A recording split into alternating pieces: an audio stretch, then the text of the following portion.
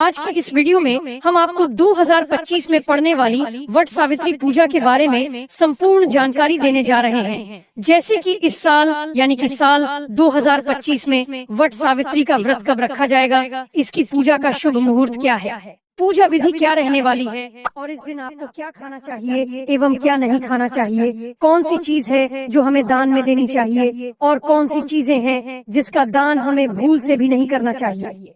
साथ ही हम जानेंगे कि वह कौन सी महिलाएं हैं जिनको वट सावित्री पूजा का व्रत गलती से भी नहीं रखना चाहिए, एवं ये भी जानेंगे कि वट सावित्री की पूजा आपको कैसे करनी है।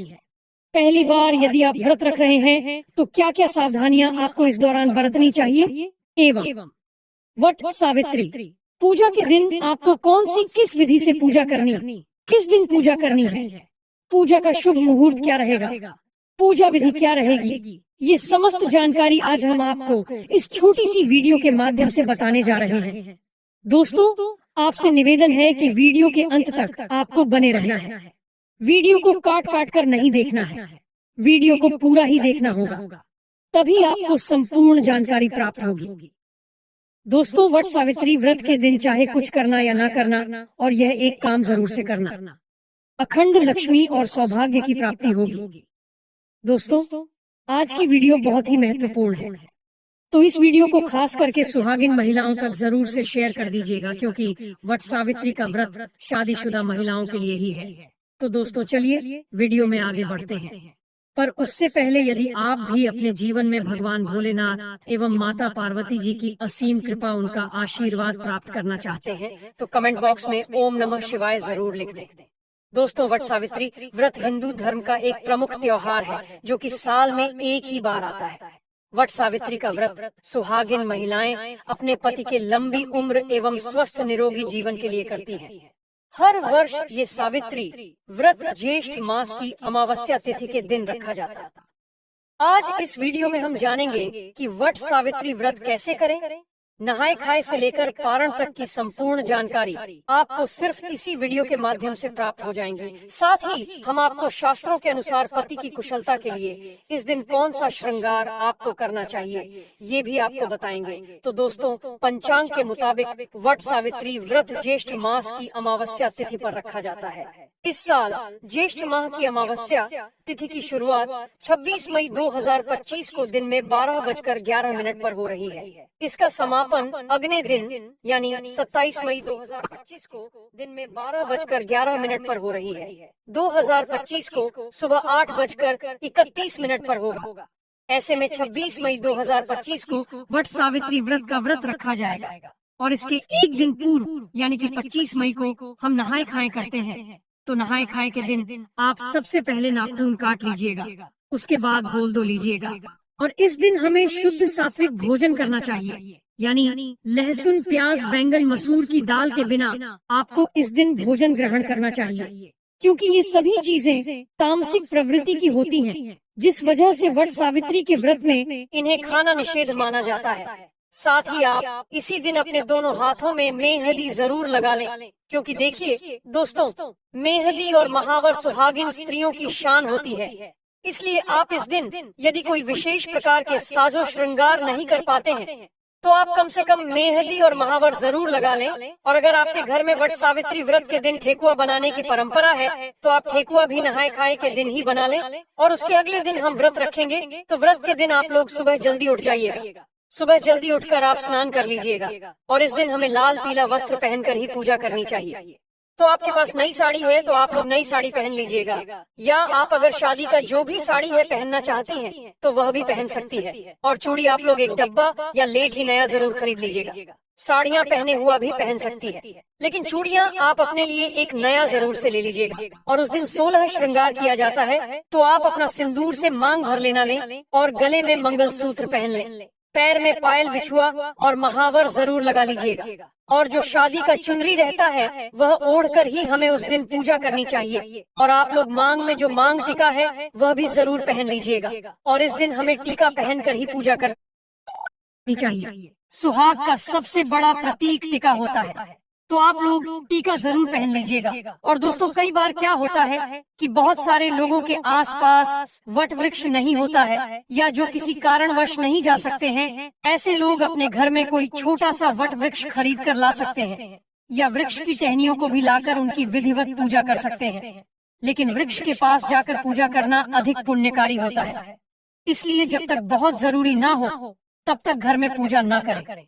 लेकिन दोस्तों, ध्यान रखिएगा, वट, सावित्री, पूजा के दिन कभी भी हमें बरगद की टहनी नहीं तोड़नी चाहिए।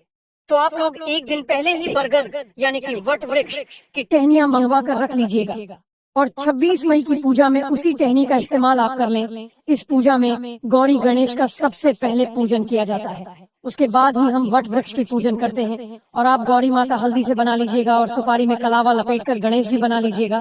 अब आप एक लाल कपड़ा ले लीजिएगा, उसके बाद ही पूजन करते हैं। फिर चावल के आटे में थोड़ा सा हल्दी मिक्स करके हमें अपन बना लेना चाहिए वट वृक्ष में लगाने के लिए, और श्रृंगार की सामग्री भी चढ़ाई जाती है, तो आप अपने लिए भी चढ़ा लीजिएगा। और कुछ श्रृंगार की सामग्री हमें दान भी करनी चाहिए। और इस दिन जो भी सीजन फल है वही प्रसाद में चढ़ाया जाता है, जैसे कि तरबूज, खरबूज, पपीता, अंगूर, आम, जो कुछ भी आपके उधर मौसमी फल अभी उपलब्ध हो, उस फल को आप जरूर चढ़ाएं। और फिर वट वृक्ष को आपको हवा जरूर करना है, यानी कि आप बांस से निर्मित पंखे से वट वृक्ष जी को हवा जरूर कर दें। एक पंखा से आप अपने पति को हवा करती हैं और दूसरा पंखा दान किया जाता है, तो 2 पंखे की जरूरत होती है। और पूजा पाठ करने के बाद हम परिक्रमा करते हैं। तो परिक्रमा करने के लिए आपके पास अगर कच्चा सूत है तो वह ले लीजिएगा। अगर कच्चा सूत नहीं है तो आप मौली धागा से भी परिक्रमा कर सकते हैं। और नियम तो है 108 परिक्रमा हमें करनी चाहिए। अगर 108 आप करने में सक्षम हैं तो 108 कीजिएगा, नहीं तो आप अपनी शक्ति अनुसार 11 बार, 21 बार या 51 बार भी परिक्रमा कर सकते हैं। और परिक्रमा करते समय आप लोग ध्यान दीजिएगा, अगर आपका धागा मान लीजिए खत्म हो जाए, फिर भी आपको परिक्रमा रोकना नहीं है। धागा खत्म हो जाए तो आप वहीं धागे को बांध के परिक्रमा करते रहे। और परिक्रमा करने के लिए आप अपने हाथ में चना ले लीजिएगा, और एक पैकेट हमें सिंदूर ले लेना है। चना गिन कर रख लीजिएगा, क्योंकि परिक्रमा करते समय हम भूल जाते हैं कि हम कितनी बार परिक्रमा किए हैं। इसीलिए आप लोग चना ले लीजिएगा और सिंदूर ले लीजिएगा। बट वृक्ष में लगाने के लिए और सुहाग की सामग्री हमें जरूर चढ़ाना चाहिए। तो आप सुहाग की सामग्री में चूड़ी, सिंदूर, बिंदी यह भी चढ़ा सकते हैं। और मान लीजिए 16 श्रृंगार की सामग्री चढ़ाना चाहते हैं तो वह भी चढ़ा सकते हैं। और कुछ न कुछ आप लोग दान करने के लिए भी जरूर चढ़ाएगा। आपको पूजा कर लेनी है। पूजा करने के बाद इस दिन पति पूजन भी किया जाता है। तो आप लोग जब पूजा कर लीजिएगा, घर आइएगा, उसके बाद आप लोग पति का पूजन कीजिएगा। सबसे पहले पति को जल से पैर धोया जाता है, उसके बाद हम पंख से हवा करते हैं, टीका लगाते हैं और उनके हाथ में कलावा बांधते हैं। और जो भोग प्रसाद हम लाते हैं वह हम पति को खिलाते हैं। तो पति पूजन हमें जरूर करना चाहिए। और पति पूजन करने के बाद अभी आप चाहे जो शरबत यह ले सकते हैं। इस व्रत में सिर्फ नमक नहीं खाया जाता है, आप मीठा भोजन कर सकते हैं। तो आप लोग पूजा करने के बाद जो कुछ भी खाना चाहते हैं वह खाएगा। और शाम में सूर्यास्त होने से पहले ही आप मीठा भोजन कर लीजिएगा। सूर्यास्त होने के बाद हमें कुछ भी नहीं खाना चाहिए। और व्रत का पारण हम अगले दिन करेंगे। और इस बार वट सावित्री व्रत 26वें दिन सोमवार को है और नहाए खाएं। 25वें दिन रविवार को है और व्रत का पारण हम दिन मंगलवार को करेंगे। और जो लोग पहली बार वट सावित्री व्रत करना चाहती हैं वह कर सकती है। इस बार कोई मलमास अधिक मास नहीं है। तो अगर आप लोग व्रत उठाना चाहते हैं तो आप लोग व्रत जरूर उठा लीजिएगा। और पूजा करने के बाद वहाँ पर जितनी भी सुहागन महिलाएं हैं उनके मांग में हमें सिंदूर लगा देना चाहिए। और आप लोग प्रसाद जरूर दीजिएगा। दोस्तों, आप साधारण तरीके से भी पूजा कर सकते हैं। इस दिन पूजा के लिए आपको सबसे पहले पूजा के दिन टोकरी में रेत भरकर ब्रह्मा की मूर्ति स्थापित करें तथा वहां परसों में सावित्री की मूर्ति स्थापित करनी चाहिए। दूसरी टोकरी में सत्यवान सावित्री की मूर्ति स्थापित करें। दोनों टोकरियों को वट वृक्ष के नीचे रखें। सबसे पहले ब्रह्मा सावित्री की पूजा करें, फिर सत्यवान और सावित्री की पूजा करें। इसके बाद वट वृक्ष को पानी, दिन, जल, फूल, मूली, होली, कच्चा दूध, चना, गुड़ तथा धूप दीप से पूजा करें। जल चढ़कर वृक्ष के चारों ओर कच्चा धागा लपेटकर 3 बार परिक्रमा करें। बट के पत्तों की माला पहनकर कथा का श्रवण करें। पूजन सामग्री में प्रयोग की जाने वाली वस्तुएं ध्यान से जाने दोस्तों। सावित्री सत्यवान की मूर्तियां, बस का पंखा, लाल कलाव, धूप भी फल पुष्प होली, सुहाग का सामान, पूर्णिया, बरगद का फल, जल से भरा कलश। शास्त्रों के अनुसार बरगद के वृक्ष के तने में भगवान विष्णु, जड़ों में ब्रह्मा और शाखों में भगवान शिव का वास है। इस वृक्ष में कई सारी शाखाएं नीचे की ओर रहती हैं, जिन्हें देवी सावित्री का रूप माना जाता है। इसलिए मानता है कि इस वृक्ष की पूजा करने से भगवान का आशीर्वाद प्राप्त होता है और मनोकामनाएं पूरी होती हैं। संतान प्राप्ति के लिए इस वृक्ष की पूजा करना लाभकारी माना जाता है। मानता है कि ज्येष्ठ मास की अमावस्या तिथि के दिन वट वृक्ष की छांव में देवी सावित्री ने अपने पति की पूर्ण जीवित किया था। वृक्ष की पूजा की जाने लगी। हिंदू धर्म में जिस तरह से पीपल के वृक्ष को भगवान विष्णु का प्रतीक माना जाता है, इस तरह बरगद के पेड़ को भगवान शिव का प्रतीक माना जाता है। मानता है कि तीर्थंकर रश्मिताभ नहीं, अक्षय वट के नीचे तपस्या की थी। इस स्थान को प्रयाग में रक्त देव तपस्थली नाम से भी जाना जाता है। दोस्तों, इस दिन कौन सी गलतियां भूलकर नहीं करनी चाहिए, ले जानते हैं। बट सावित्री के व्रत में ऐसी कौन सी 3 चीज हैं जिसे सावित्री माता को नहीं चढ़ाना चाहिए तथा पूजा में इन चीजों को शामिल नहीं करना चाहिए, नहीं तो आपका व्रत टूट जाएगा और आपको पाप लग जाएगा। दोस्तों, यह व्रत महाराष्ट्र, यूपी, बिहार और झारखंड में इस पर्व की अहमियत बहुत ज्यादा है। यहाँ तक कि विदेश में रहने वाली महिलाएं भी अपने पति के लिए वट सावित्री व्रत अवश्य रखनी है। दोस्तों, आगे बढ़ने से पहले सच्चे दिल से कमेंट बॉक्स में अवश्य लिखें, जय माता सावित्री। माता सावित्री के लिए एक लाइक तो बनता है और हमारे चैनल को सब्सक्राइब करके इस बेल आइकन को जरूर दबाइएगा। चलिए दोस्तों, हम जानते हैं कुछ ऐसी गलतियों के बारे में जिन्हें आपको वट सावित्री के दिन भूलकर भी नहीं करना चाहिए। वट सावित्री व्रत में काले और सफेद रंग के कपड़े बिल्कुल भी न पहने, क्योंकि काला रंग अशुभता का प्रतीक होता है, वही सफेद रंग विधवा या शोक का प्रतीक होता है। इसलिए कम से कम वट सावित्री की पूजा के दौरान आप इन कपड़ों को न पहने। लेकिन यदि आप किसी ऐसे पैसे में हैं, जैसे कि डॉक्टर या वकील है, तो आप पूजा करने के बाद सफेद या काले कलर के कपड़े पहन सकते हैं, उसमें कोई भी दिक्कत नहीं है। लेकिन कोशिश करें कि पूजा के वक्त लाल, गुलाबी, कत्थई, बैंगनी इन सभी रंगों के कपड़े आप पहने। ऐसा करने से माता आपसे अति प्रसन्न होगी और आपको अखंड सौभाग्यवती की प्राप्ति होगी। दोस्तों, इस समय जितना ज्यादा हो सके श्रृंगार आदि का दान करें, इससे आपके पति पर कभी कोई कष्ट नहीं आएंगे। माता सावित्री प्रसन्न होती है। लेकिन याद रहे, खुद का मेकअप दान न करें, बाहर से खरीद कर ही दान करें। इससे आपके जीवन में कभी भी धन की कमी नहीं होगी। वहीं शास्त्रों के अनुसार माना जाता है कि वट सावित्री के व्रत में व्रतधारी को नमक का सेवन नहीं करना चाहिए, एवं घर में किसी भी व्यक्ति को मांस मदिरा का सेवन नहीं करना चाहिए, एवं इस दिन पति पत्नी को आपस में दूरी बनाकर रखनी चाहिए, एवं कठोर ब्रह्मचर्य का पालन करना चाहिए, क्योंकि इस दिन संबंध बनाने से न सिर्फ व्रत खंडित होता है, बल्कि पति पर संकट भी आ सकता है। इसलिए आप इस बात का विशेष रूप से ध्यान रखें। इसके अलावा वट सावित्री के दिन सुहागिन महिलाओं को दिन के वक्त नहीं सोना चाहिए, क्योंकि शास्त्रों में ऐसा बताया गया है कि किसी भी व्रत को करने के बाद दिन के समय सोने से वह व्रत खंडित हो जाता है। इसलिए आप दिन के वक्त बिल्कुल भी ना सोए। साथ ही वट सावित्री के दिन आप सुबह सूर्योदय से पहले उठ जाएं एवं नित्य कर्मों से निवृत्त होने के बाद भगवान श्री सूर्य नारायण को एक लोटे जल में लाल पुष्प और रोरी डालकर जरूर अर्पित कर दें। इससे आपको भगवान श्री सूर्य नारायण जी की विशेष कृपा प्राप्त होगी। वही दोस्तों, अगली गलती जो आजकल की नवविवाहित महिलाएं करती हैं, वह है मांग में काम सिंदूर लगाना। दोस्तों, हमारे हिंदू धार्मिक ग्रंथों में सिंदूर को पति की लंबी आयु का प्रतीक माना जाता है। ऐसा कहा जाता है, जिस भी महिला की मांग में सिंदूर पूरी तरीके से भरा हुआ होता है, थोड़ा लंबा होता है, उस महिला का पति दीर्घायु होता है। लेकिन आजकल की महिलाएं फैशन के चलते मांग में बस थोड़ा सा सिंदूर लगाती हैं।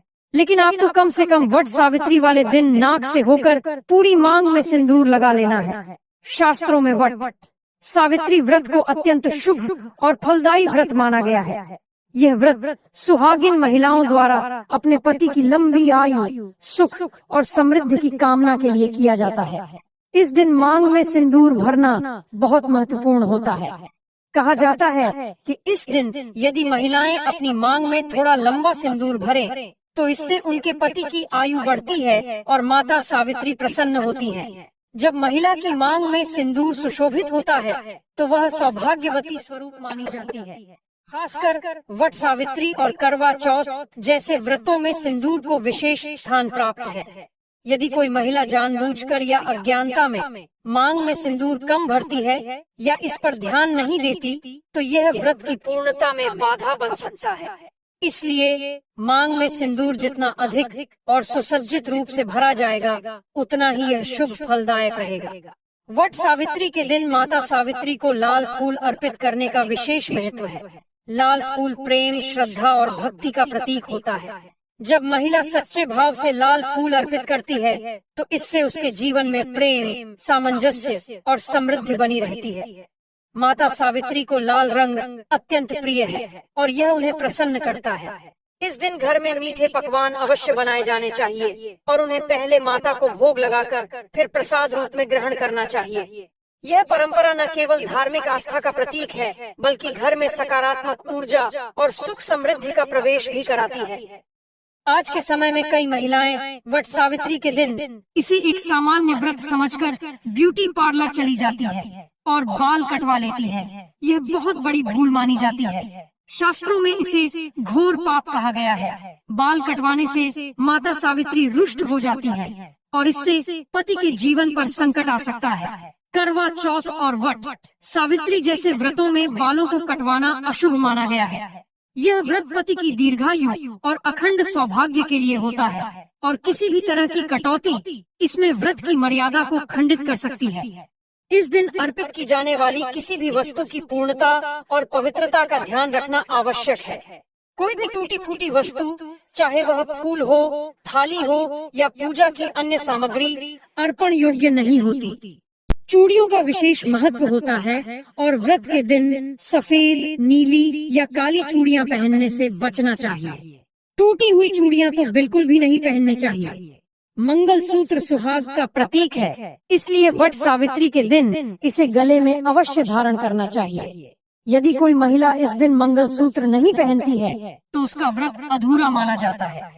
शास्त्रों में कुछ ऐसी स्थितियों का उल्लेख है जब महिलाओं को यह व्रत नहीं करना चाहिए।